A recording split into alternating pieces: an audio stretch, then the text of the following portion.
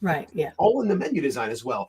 I personally like to make it stupid simple and keep it simple stupid and have Uh-huh. just a little section. But I don't, again, don't call it mocktails, spirit free options, however you want to call it, or just put a paragraph.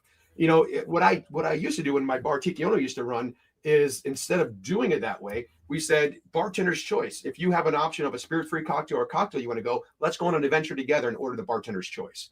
So it prompts you to have that conversation with the Mm-hmm. bartender, opposed to just reading off a McDonald's menu and having less of an Right. interaction and experience. Right. Yeah. Well, yeah. And in an event, like you're not really gonna. You might actually have the printed sign on the bar saying these are your options available, but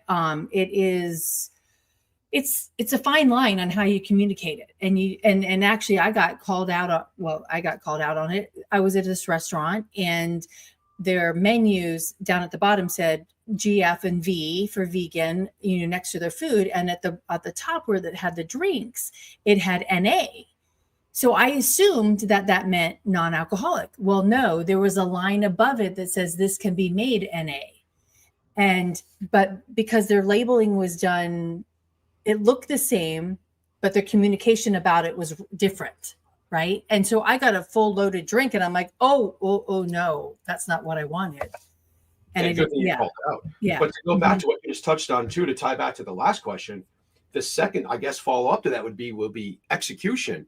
Like, yeah, it's on the menu a certain way, but how are these bartenders going to execute it?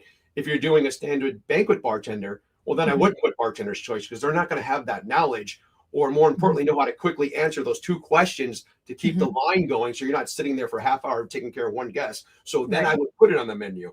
If it's a well-established professional bartender, then you have more of a leniency of how you want to do it.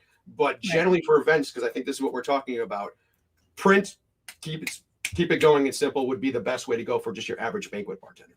Right. Okay. I like that. Like, all great advice. I really, really appreciate it. And